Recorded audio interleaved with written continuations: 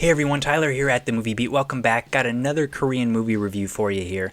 Remember, if you guys do like this content, would really appreciate it if you could like and subscribe to the channel to stay up to date. You can hit that bell and you can watch whenever I upload. So let's get into a new one. Actually, it's an old one, sorry. Checking out the 2008 film Beastie Boys, a.k.a. the Moonlight of Seoul. Now, I know that sounds pretty romantic, but I can assure you that it is not romantic at all. This is a film that shows a very unflattering but very realistic portrayal of what life is like for those working as professional hosts. This is male hosts in this case, kind of the high-end escort service here in East Asia. So, whoa, let's get into it. So this film is set in an area of Seoul known as Cheongdam-dong. It's a town that's really kind of famous for a lot of its high-end shopping districts, and you can see a lot of real fancy cars there. That's where I see all the Ferraris and Porsches, and it's just sort of got that luxury vibe to it. Hair salons are open 24 hours. Okay, so that could only mean a couple things. Just people waking up in the middle of the night saying, you know, having a bad hair night, got to go out and get it fixed. Or, yeah, it's for those working in the late night industries. A lot of these, when you guys see the young women or young men going into these hair salons in the middle of the night, they're working at one of these red light industries. And a lot of these industries are offering very lucrative commission-based contracts and being very under the table, shadowy industries.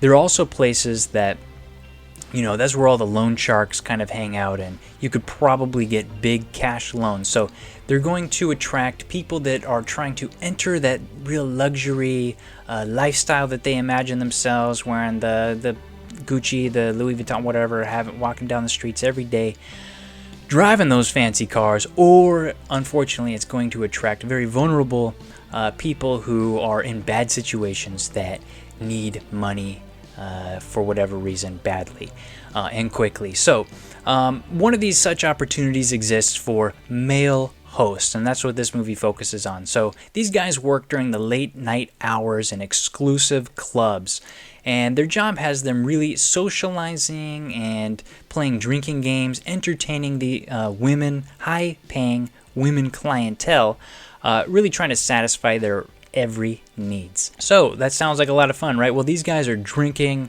and going hard pretty much every night. Sometimes they manage up to 5 tables a night. But it does seem like their job, they can extend their services to dates and other sort of romantic encounters outside of work, you know, during the daytime, to certain high-paying patrons. But these female clients themselves are more often than not working within a similar industry. Now, so they're getting the same male clients coming, you know, just guys looking for that kind of entertainment, with women putting up with a lot of BS and probably very high stress. So it seems like, you know, they're going to these host bars to sort of do the same and get rid of the stress. They can also probably relate to these guys in very unique ways, sharing that experience. And Beastie Boys actually follows 2 male hosts, Seung-woo, played by Yoon Kye-sang, and Jae-hyun, played by Jung-woo, as they attempt to really manage their interpersonal relationships inside and mainly outside of work. So with certain women that they get involved with. We find out quickly that Jae-hyun, played by Jung-woo, owes a large sum of money to his boss at the club, played by Ma Dong-seok, oh yeah, who is growing very impatient and beginning to threaten violence if not repaid soon. Jae-hyun also appears to owe a lot of money to his girlfriend, Haebyeol, played by Kim Min-ju, who is also very much on his case about repayment. Hanbyeol is the sister of Seung-woo, played by Yoon Kye-sang, a new recruit and ace at the club with whom Jae-hyun is actually taken under his wing. And when Seung-woo develops romantic feelings for one of his clients, named Ji-won, played by Yoon Ji-seo, he actually offers to pay off of her debts that she has at one of these similar type of establishments. And of course, being the veteran he is, Jae-hyun's like, whoa, dude, she's scamming you. A lot of paranoia starts kicking in for Seung-woo, and he gets driven to the edge of his sanity as he tries to figure out what is real, who is being real, and what's going on. So the characters in Beastie Boys are all really trying to climb out of these holes that they have found themselves in, whether it was through bad luck or really poor life choices. It seems like the holes that they've dug are just getting deeper and deeper. This leaves everyone desperate and fighting only for themselves, and really working in an industry that makes putting on a superficial facade the cornerstone of excellence and professionalism. Manipulation appears to be just sort of part of the game.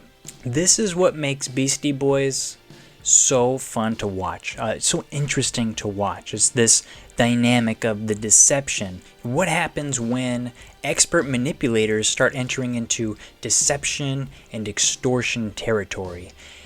We're left not knowing who's taking who for a ride, and when all these emotions are getting toyed with, things start getting really dangerous with the games that these characters are playing. Now, having just come off his legendary performance as the ruthless psycho killer in the 2007 film The Chaser, Ha Jung-woo is yet in another character that is very dark and unlikable. And as with Yoon Kye-sang's character, they're just selfish, and there's even a lot of violence towards some women in this movie that, like, god damn, these guys are really despicable. But I couldn't help but ashamedly want them to get out of their predicaments. So to me, that is the sign of great acting. Ha Jung-woo plays his role expertly and elicits a weird sense of sympathy for his character. So when his character Jae-hyun is getting beaten up by his formidable boss, which is played by Ma Dong-suk, which was really surprising, exciting for me. I didn't know he was in this role, so that is a big added feature and perfect cast for this. Or when he gets caught in a mess he's made for himself between his girlfriend and a client, I couldn't help but want him to escape without too much punishment. Also, former GOD member Yoon Kye-sang shows a huge range, as I, either rightly or wrongly, wanted his character to succeed in both love and fortune. He's one of those guys that joined this line of work really out of unfortunate circumstances with his family, and he's really just looking to get on some kind of path. He thinks really money will be the savior to all of his problems. So he does have his faults, but I was also, rooting for him. This sort of on paper undesirable type that I'm rooting for, that's the definition of just great performance. The two female leads also brought a similarly interesting duality to their roles. Yoon Ji-seo was brilliant as Seung-woo's love interest, Ji-won.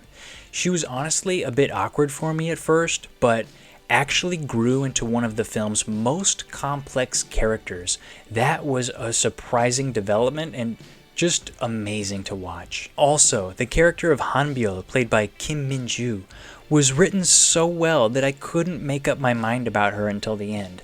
She's all over the place emotionally, but it kind of makes sense in a weird way with just her character's relationships in this movie. These actresses really deserve a ton of credit for giving real, alluring performances that are essentially the foundation of the two male leads' character arcs. So without them, this whole thing would have crumbled down. Beastie Boys is actually really unique in its demystification of this male host industry as it peels away all that glitz and glam. And it's actually probably one of the most realistic portrayals of its kind. That industry, even though it's very unique to East Asian culture's nightlife and entertainment industry, I will hand it to some people that will probably find the script very far-fetched and unrealistic, but I can assure you from my experiences and talking to a lot of people in and around this stuff. I actually used to live next to a host bar. There's a lot of stuff around that, but my balcony actually went out to the kitchen balcony of a host bar, and so every night, like 3 in the morning, you'd start hearing the karaoke coming on and girls screaming, and it sounded like a pretty wild time. And you know, when I would go to work in the morning, I'd see these guys on the streets wearing their real nice suits and their jewelry, looking like they had it made. I was like, wow, what am I doing with my life? But yeah, it's way harder and just way crazier than we could ever have imagined. So that was a really unique and cool aspect of this movie that I thought.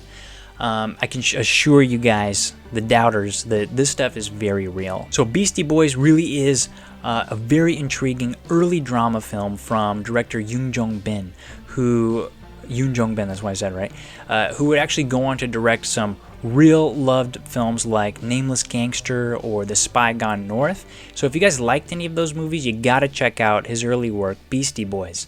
Also, if you're even remotely fans of any of the actors or actresses in this, is a must-watch film.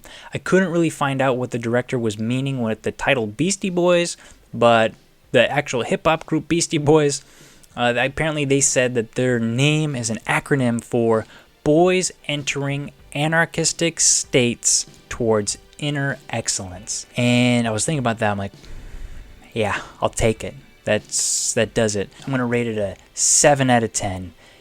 Great movie. So let me know what you guys think about Beastie Boys in the comments below. And as always, thanks for watching. I'm Tyler at The Movie Beat. Keep watching movies.